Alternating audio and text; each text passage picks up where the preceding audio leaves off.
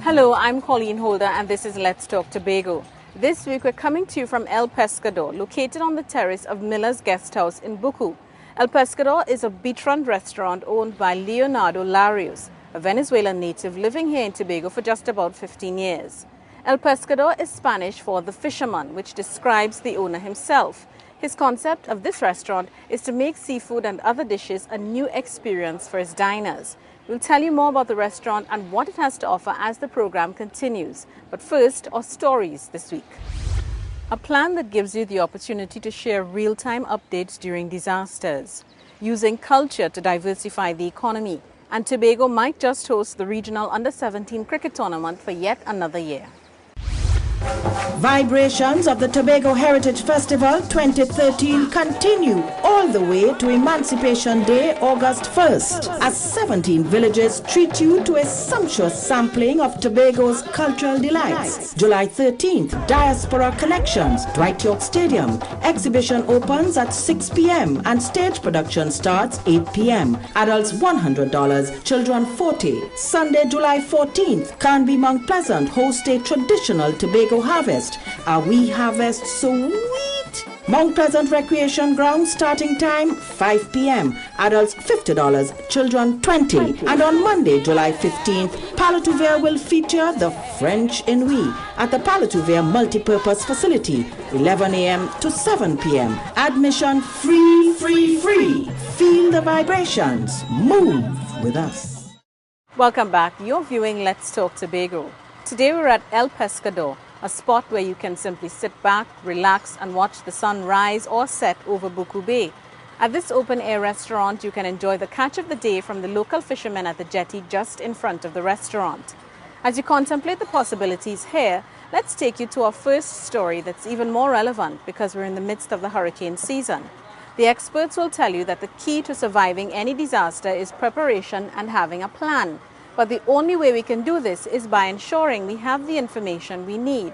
The Tobago Emergency Management Agency, TEMA, knows this, and it's the reason they're investing in technology that allows ordinary people like you and me to share real-time updates using our smartphones and computers. Let's get the details from Omadara Mills. Whether a hurricane, flood, tsunami, or any other natural or man-made disaster, TEMA wants the general public to get involved in the sharing of information. The software, branded as TEMA Virtual Vision, allows persons with TEMA's Virtual Vision app to send the agency pictures or information of disasters which are occurring in real time from their smartphones or computers. The information is then compiled and put on TEMA's website as the event takes place. It allows information to go both ways, where we receive the information and we are now able through the software to disseminate the information in a manner that the public, for public consumption, that they could able to absorb and understand and keep abreast as to what is happening with a particular incident or incidents, as the case may be. Mr. Stewart says that this software will help the agency with its response to events which are occurring during a disaster. When you have a picture, it allows you to make faster decisions. It helps our response to be better coordinated. It also helps us to be able to focus our attention on the areas that are in greater need. But the information is not only for TEMA's technicians. Other members of the public will be in the know and in turn have the power and responsibility to act in a careful and a proactive manner. We think that this software will allow the public to be on the edge and up to date as to what is taking place either in areas that they may have an interest in or immediate impact to their community. It's hoped that training of TEMA's technicians in the use of the software and the accessibility of the app will be available in the coming weeks so that Tobagonians can be more prepared for any disaster. I'm Omadara Mills for Let's Talk Tobago. Developing countries collectively account for about 20% of real GDP and 15% of global exports. Now, some of this island's financial experts believe Tobago can tap into these markets if it accelerates its diversification and development. They've devised a plan that weans this economy from its dependency on tourism and points it somewhat in the direction of agro-processing. Davia Chambers reports. Bene bread, bene punch, mango punch and mousse are just some of the out-of-the-box ideas of how fruits can be utilized. So why is this important now? Well, the Assembly wants to persuade processors to look at other possibilities for fruits which can be commercialized. I believe this idea is a very good idea. However, I also like the idea where they would have brought in the infrastructure, set up some form of infrastructure to help us along the way. During his budget presentation, the Finance and Enterprise Development Secretary announced that over the next fiscal year, the THA will be doing research and development and marketing analysis to ensure these products are packaged and given market space which allow them to be attractive to buyers beyond Tobago's shores. Also on the cards, appropriate supply infrastructure. Mr. Percy says having the right equipment would help too. If we got some kind of incentive to be able to buy the coconut grater itself, there's a machine that actually graters the coconut for you. So if we get that, that could help us along the way, right? So in terms of infrastructure and machinery, I don't think we have that right now. Mr. Percy comes from a business-oriented family. He credits his grandma and aunt for showing him the ropes. Today, he's hoping this new initiative and the incentives that come with it will encourage other young people who are inclined to be entrepreneurs. Basically, it will even boom the tourism industry. Because most of our local tourism comes right. Most of our local tourists comes right here to Tobago, right here at Storbay to buy these local confectionery. So even if we try it, and it is a good thing. The move to get farmers and processors to look at these traditional products with new eyes is part of the administration's plan to make agriculture and agro-processing a viable part of Tobago's economy and reduce this island's reliance on tourism and the government sector. I'm Davia Chambers for Let's Talk Tobago. But agro-processing is just one facet of the diversification strategy. The planners believe that culture can be a viable industry in Tobago. This is by no means a novel idea. The world has given us enough examples to know it can work, but many remain dismissive of the arts and don't appreciate that it can be the foundation of a career. But as Crystal George tells us, this is about to change.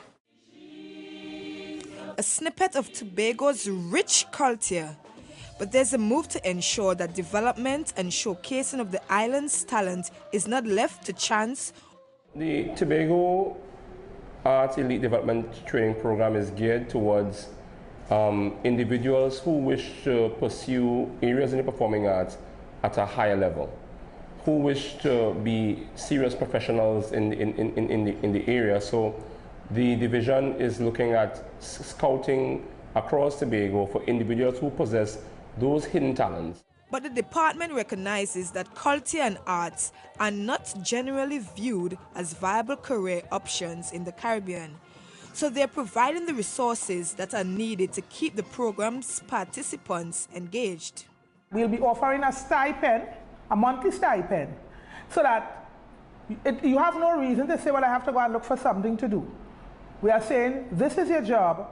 We are paying you to learn, we are paying you to train, and that is what you have to focus on. This program is more than just dancing, drumming, and drama.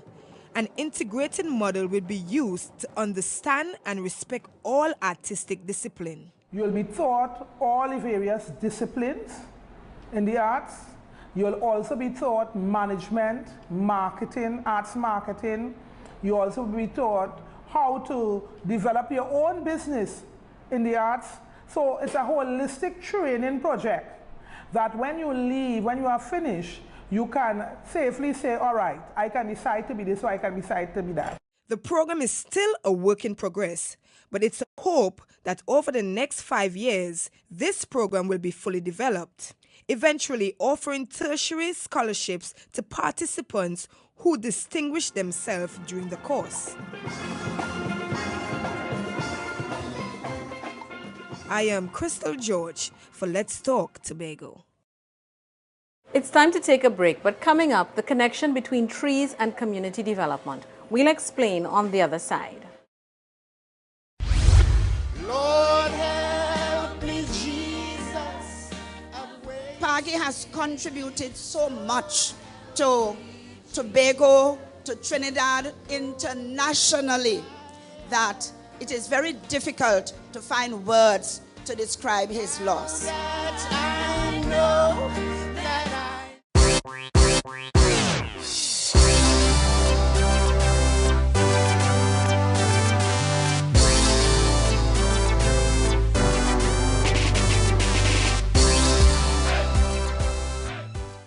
Thanks for staying with us. You're viewing Let's Talk Tobago. We're here at El Pescador, located on the terrace of Miller's Guest House in Buccoo. The owner and chef, Leonardo Larios, has a flair for creating tasty seafood dishes. He's versatile in preparing Venezuelan, Mediterranean, Spanish and South American meals with his own Caribbean flavor mixed in. So stop in sometime for breakfast, lunch or maybe even dinner. In the meantime, let's meet a young lady who's determined to stand out in this world. More than likely, you know the results and you've heard of Tobago's top SCA student. But today we're sharing with you some insight into her hard work and dedication. Let's meet Emily Bowler. Intelligent, shy, and brave at the same time. That's how Emily Bowler describes herself. She explains that she has been an exceptional student from the day she entered school. That commitment landed her as the top SCA student in Tobago and a place in the top 100 students for 2013 in Trinidad and Tobago. She says she has always been devoted to excellence. First, I was in storytelling 2010, and I placed first in that. And I had 2 verse speakings. In the first one, I came first, and in the other one, I came third. And then I was chosen to attend the math diathlon. It's clear from her extracurricular activities that Emily portrays the saying that all work and no play make Jill a dull girl. But when it came to her preparation for SCA, she thoroughly focused on her academics. Well, every night, sometimes, I would sit and I would go through my work, and I would try to memorize all the formulae. Her memory is definitely intact, but Emily could not have achieved the success without her parents' support. I try my best to be there for them, to guide them along the way. I'm not in the face all the time, but I try to give them as much encouragement and motivation as possible. And that of her teacher, Yulalyn Boris. Oh, I feel so happy, so proud of them.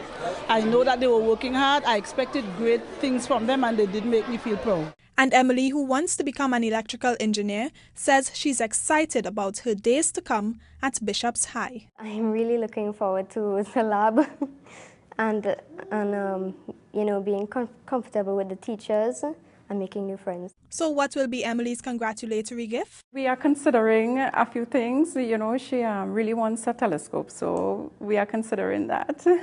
The star student has gotten advice from very influential persons, such as the chief secretary, her teacher and principal, to name a few, all reminding her to remain focused and believe in herself. I'm Davia Chambers for Let's Talk Tobago. How can a tree help with providing a nurturing spirit and stop obesity? Well, on the surface, there's no obvious link, but here's one connection. A plant that's essentially a vegetable provides a healthy alternative and hopefully makes us more inclined to fight the bulge. Apply this principle on a large scale and one branch at a time, there's change in our communities. If this is at all confusing, let's join Kisan Braffit to explain.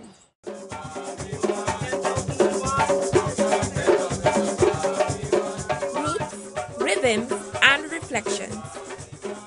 The idea behind this year's community development celebrations. A day has been specially singled out because the architects want to stress the importance of communities and its relationship to nation building. This year, over 4,000 trees have been procured and distributed to individuals, groups, village councils, schools, and farmers over a 3-day period at the Fairfield complex. A variety of trees have been chosen for their symbolic representation. The coconut tree has been selected as one of 7 to be planted and nurtured by each community. Fruit trees have been distributed to schools to help in the fight against obesity. The administrator at the Division of Community Development and Culture, Karen Utley, says that Tobago was once able to feed itself. She hopes that the tree planting exercise would be to the health and well-being of this island. We pray that the other members in the community who would have collected all their plants, that they too would be participating in this exercise. But here, this site at Orange Hill, used to celebrate Community Development Day, is very special to the division. It is where we intend to chart a new way forward for the people of Tobago. It is at this site we intend to move Tobago forward as we embrace not only our creative arts, but the potential of Tobagonians to become better people, to become creative people, to become productive and successful people. The division hopes that as the roots of the trees spread out and grow, so too will our communities, all in an effort to make Tobago a stronger and better place. I'm Kissan Brathwaite for Let's Talk Tobago. Non-profit organizations work quietly in the background, often with very little funding, trying to help those who are in need. But thankfully, they're not forgotten. They made it to the top of the list when some organizers wanted to give back to the community. Here's how 5 of them benefited. 300 pounds of grouper and cavalli made some kids and senior citizens happy, as they'd be eating their favorite fish dishes soon. This is because the biggest catches from the Division of Agriculture, Marine Affairs, Marketing and the Environment's 10th annual commercial fishing tournament were donated to the less fortunate. The managers of the homes for the aged are really appreciative. It's not the first time, and we're always grateful when things are donated to us. It is beautiful, and I'm glad that you all could have to say that you all could remember the residents, these shut-ins at least, that you could remember that you could always bring that gift to us. So we say thanks very much. They both say that the senior citizens will be happy to have the fish as part of their meals. At the homes for children, they know exactly how they're going to prepare the fish, be it fish and chips, fish and tomato sauce, or fried fish. They can't await. Yeah, well, I like it fried on mornings or breakfast. Yeah, so I think they'll be using it in that way. They're gonna have loads of that, for sure. Because you have to give food that are children friendly to the children. The fishing tournament was held on June 12th and 13th around Tobago, and the division continued an established tradition, asking the fishermen to donate their biggest catch to charity. This year, 5 organizations benefited. I'm Davia Chambers for Let's Talk Tobago. We're taking another break, but still to come, we'll meet a young conservationist who nursed a sea turtle back to health. Lord help me, Jesus. Rodel, God is with you. You have already opened your eyes in heaven because you have been serving the people selflessly, and is always blessed to give than to receive, and that's what you have been doing. So may God be with you continuously.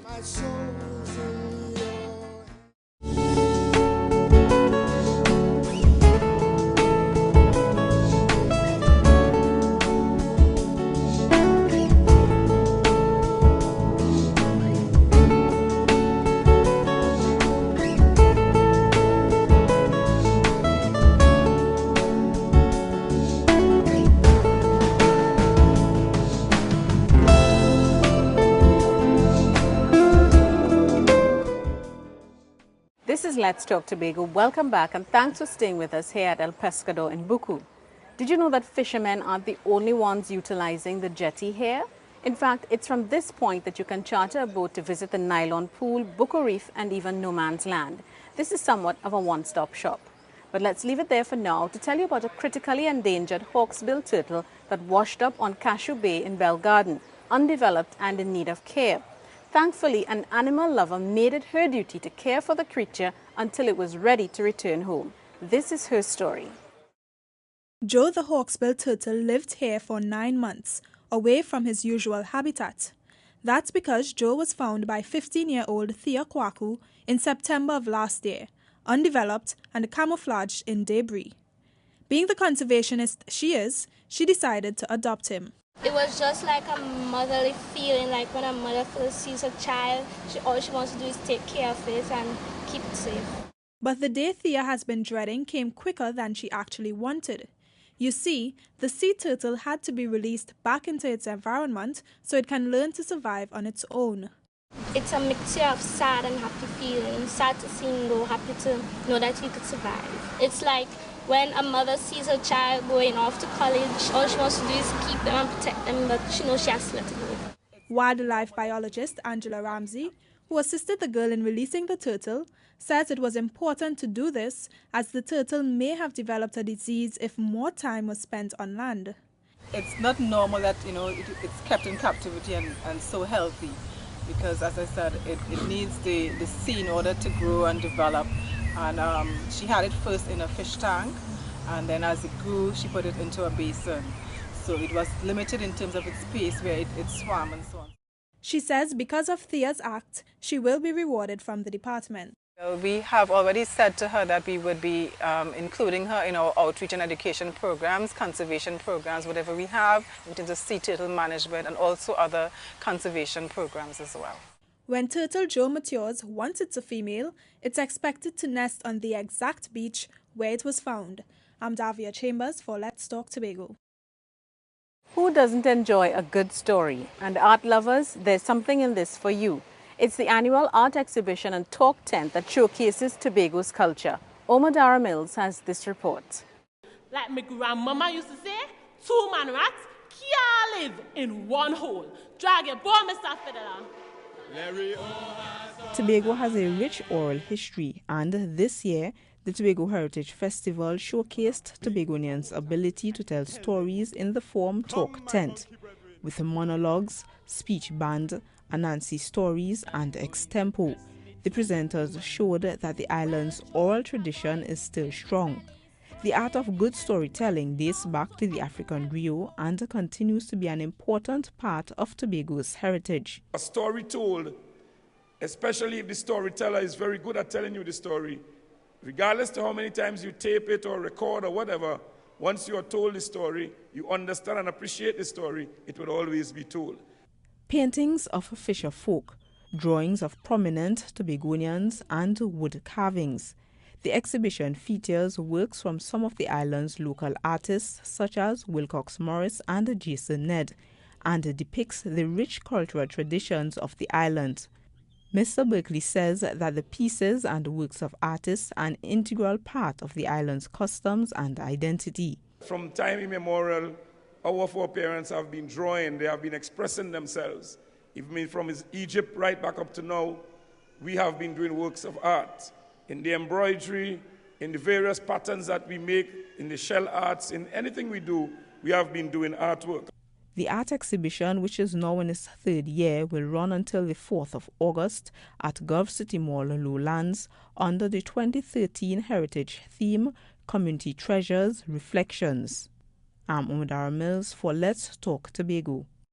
They say third time's the charm, but this island can perhaps change that saying a bit because it's the second time it's hosting the regional under-17 cricket tournament. And from all the reviews, it's a great success. So much so it appears Tobago could very well be next year's venue.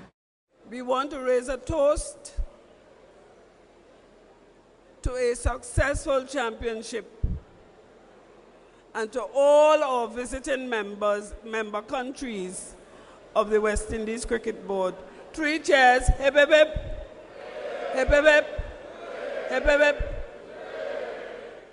The matches were hosted on their home soil, and the team Trinidad and Tobago took full advantage of that, leaving the week-long tournament as under-17 champions. And the team TT also cupped the most valuable player in that of Amir Jangu. The other teams also had prizes to take back home. Ross Power scored the most runs in the tournament, 271, and Zubin Dial had the best economy, 2.61 runs per over. Darrell Cyrus cupped the most wickets, and Dion Bertil of Windward Islands the most dismissals. Barbados' Shamar Springer was the tournament's all-rounder. So if that wasn't enough good news, Here's something else. Tobago could be the host once more, developing sport tourism on the island. It is our understanding that the Assembly of Tobago is throwing out an offer to the West Indies Board to host this tournament for another 2 years or 3 years. I am sure at our meeting in Guyana next weekend, we will give due consideration. But let me say on behalf of the West Indies Board that we are very pleased with your support, with your enthusiasm, with your partnership in helping us build West Indies cricket.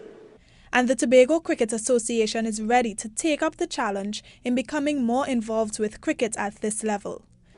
Whereas the experts can make it happen in 2 months, we have 1 year at our disposal based on the commitment to support this event in the future. We must not change the sequence of our development, and it must be clearly inscribed date and venue in our calendar of events. The THA invested just about $600,000 for the tournament. I'm Davia Chambers for Let's Talk Tobago. And it's time to have your say, the segment of our program where we hear from you, the viewers. Our SCA students now have their results in hand, and in some cases, Form 1 registration has started.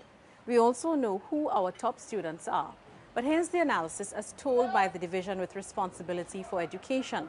About 12 to 14 schools in Tobago had better mean scores than those nationally.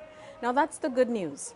The division also found that this year's results revealed that the average scores for individual subjects were lower than the national average. In light of these facts, we're asking, how do you feel about the performance of Tobago students at this year's SCA? This is what you said. It was well done. They all did a good job. It was wonderful. What I feel about the children and common entrance is that children did better this year than all other years. Very good. Glad to know that most of the Tobago schools were able to make it in the top 10.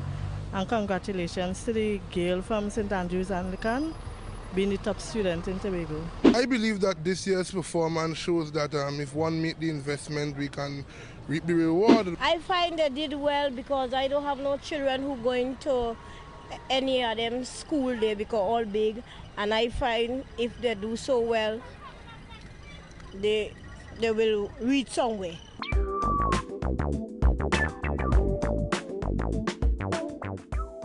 And that's how we bring this week's edition of Let's Talk Tobago to a close. Do remember you can send us your comments to information@tha.gov.tt or visit us at www.tha.gov.tt. Like us on Facebook and add us to your YouTube playlist. I'm Colleen Holder, and on behalf of all of us at the Department of Information, have a safe and enjoyable week. As we go, let's take a look back at the life of Tobagonian actor and sportsman Rodil Clark, who died on Friday, July 5th, and was perhaps best known for his role on Tobago's own Turn of the Tide.